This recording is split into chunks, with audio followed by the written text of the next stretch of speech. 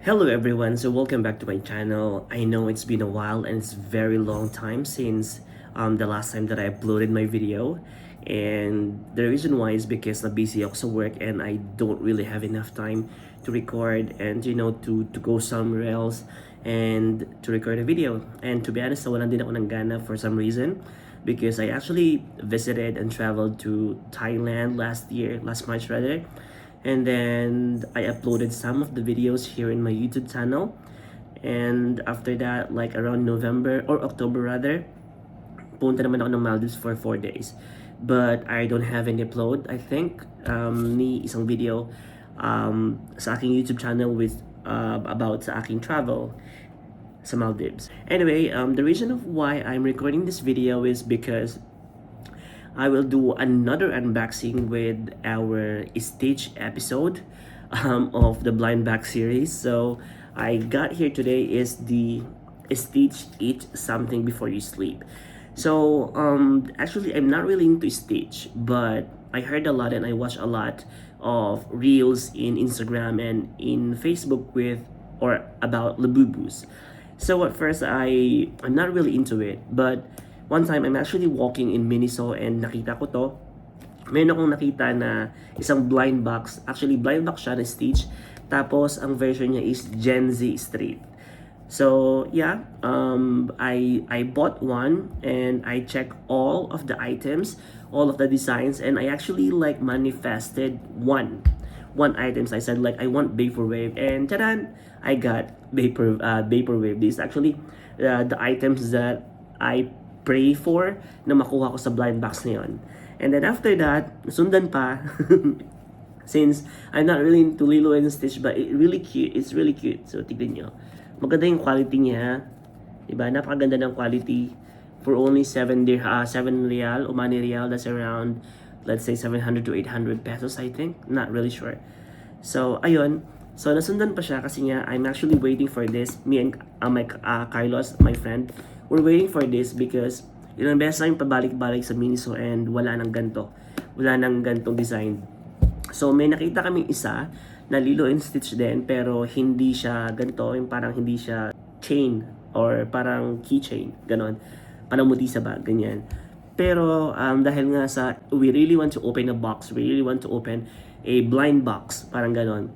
Para makakuha ng item. Bumili kami. And ang nakuha ko, eto. Yung parang, hindi ko alam, parang figure lang siya.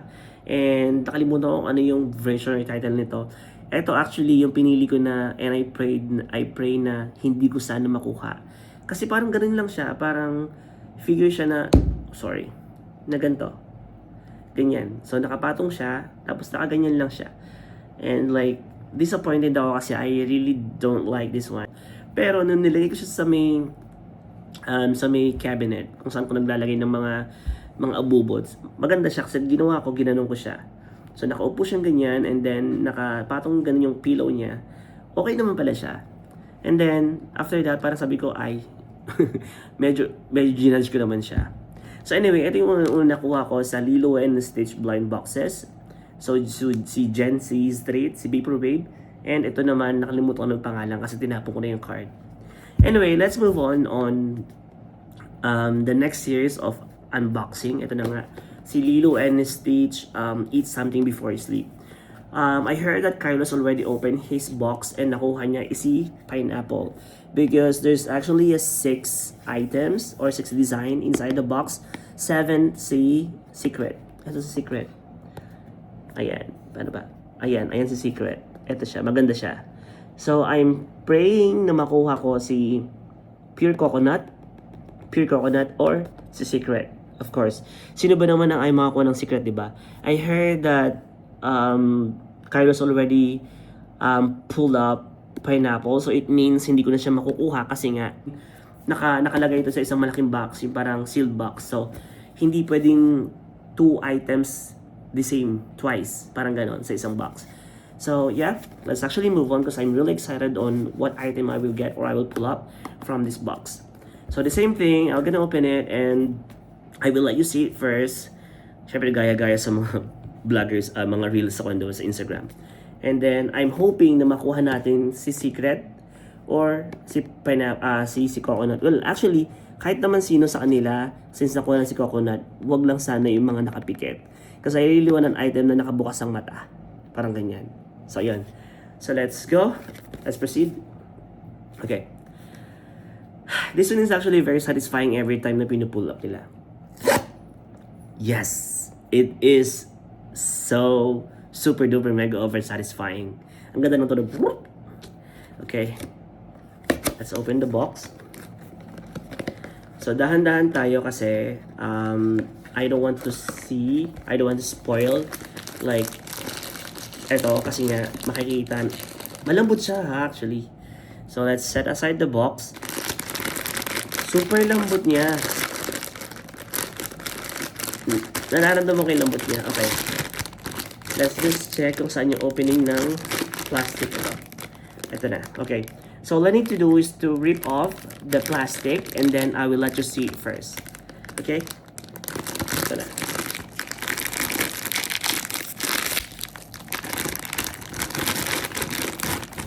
Okay.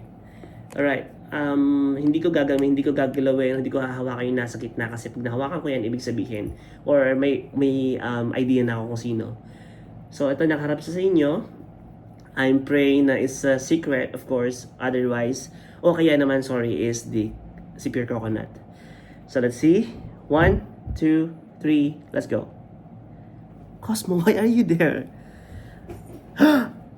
It's Pure Coconut! It's Pure Coconut! Si Pure Coconut! Yes! It's Pure Coconut! Pure Coconut. Naku! Oh my gosh! Napaka-cute niya! See. So, meron siyang ganito. Meron siyang parang ring na ilalagay sa bag. So, this is how he looks like. Napaka-cute niya kasi ito, matigas siya and then yung mata niya is very parang napaka-cute talaga. Ayan. So, I'm very happy because I pulled up Pure Coconut na isa sa mga manifest ko kanina.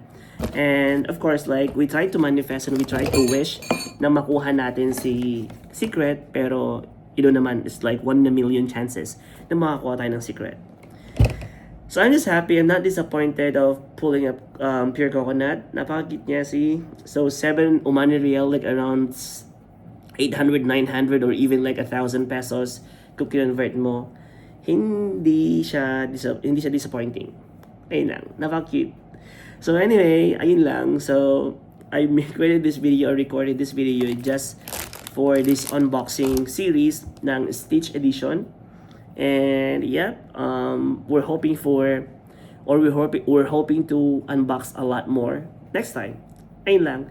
Thank you so much and have a good one. Bye-bye.